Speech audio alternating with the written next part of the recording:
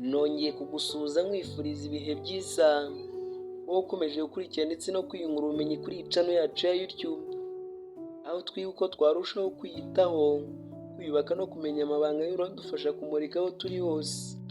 Nimwicare neza mwisange ndetse mwitegure kumenya ibintu bishya bizatuma uko witaga ku ruhu rwawe bihinduka. Ariko mbere y'uko dutangira, ndagira ngo mbabwire ahantu honyine hizewe wakura ibikoresho by'ubwiza. Dore ko bagufitiye make-up nziza z'ubwoko bwose zigiye zitandukanye, amavuta meza atuma ugarukana isura nziza, amasabune yo koga meza kurinda indwara z'uruhu zigiye zitandukanye nk'ibishishi, ibiheri ndetse n'izindi ndwara za acne. Aho nta handi rero usibye muri Eugene VIP Fashion Shop.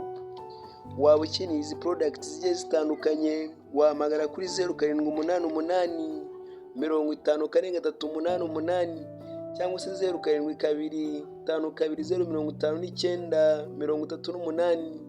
Aha niho honyine wabona ibintu byujuje ubuziranenge kandi byizewe. Eugene VIP Fashion Shop, aho ubwiza buhurira n'umwiza.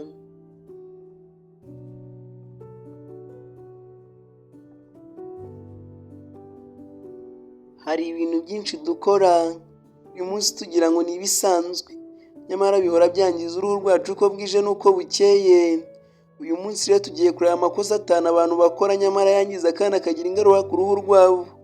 Njye mugiye kubana muri iki kiganiro ndi Chris Van.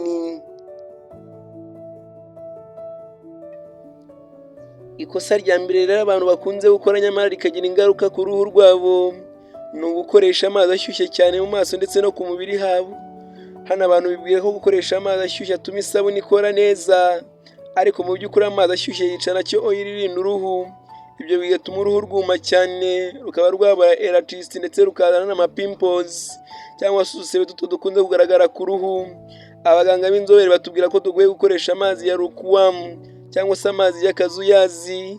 Yoge mu gitondo ubyutse ndetse na nimugoroba ugiye kuryama, hanyuma wongere ngo ubone uruhu rwawe rurasubirana neza.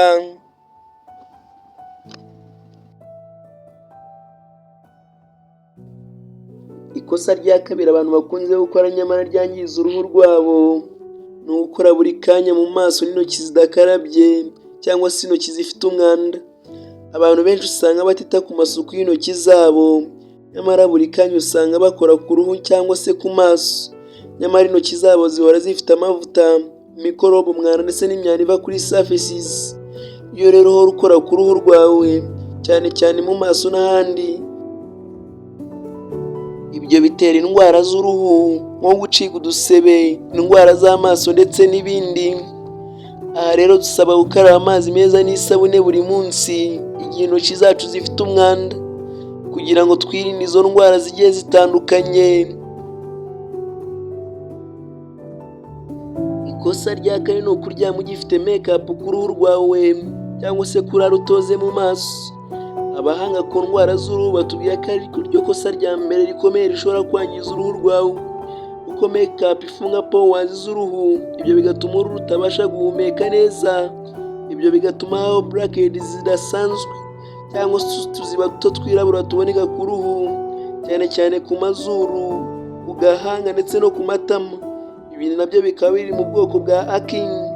Ibi rero ushobora kubyirinda kandi bigatanga umusaruro ku ruhu rwawe.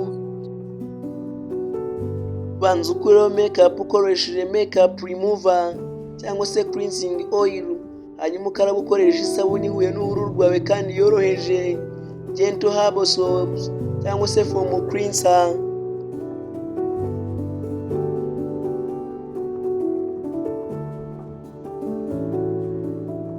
Ikosa rya kane ni ugukoresha product nyinshi zigiye zitandukanye ku ruhu rwawe. Hano abantu benshi bibwira ko gukoresha product nyinshi bituma bakira vuba, ariko ibyo bituma uruhu rwivanga, ukagabanya imbaraga zo kwirengera ndetse hakanaba allergic reaction. Aha rero mu kigo cyo gukoresha product nyinshi, wagura isabune nziza yoroheje ndetse na moisturizer, amavuta cyangwa se creme ashyirwa ku ruhu agafasha kurinda indwara zigiye zitandukanye, kandi bigafasha guhora uruhu rutoshye, rworoshye kandi rufite ubuzima. Ikosa rya gatanu rero abantu badakunze kwitaho nyamara ari ingirakamaro ku ruhu rwabo ni ukutanywa amazi ahagije. Niba ushaka uruhu rwiza ntugomba kureba kuri product gusa, kuko umuti wa mbere ni amazi, nibura hagati ya litiro imwe n'igice kugeza kuri litiro ebyiri ku munsi. Ibyo bituma uruhu rwawe rumera neza kandi rugahumeka neza. Akenshi na kenshi iyo umuntu atanywa amazi uruhu rwuma vuba, rugatakaza skin glow, akenshi rukagaragara nk'urunaniwe. Kandi aha naho wibuke ko stress nayo yangiza uruhu cyane. Reka nizere ko hari byinshi wungutse ku buryo wajya gufatamo uruhu rwawe kandi uboneyeho n'uburyo uzabikosora. Niba iki kiganiro cyagufashije wibuke gukanda subscribe, share na comment kugira ngo ntuzacikwe n'izindi video z'ingenzi. Njye ndi Chris Ivan, ndabakunda, tuzahura ubutaha.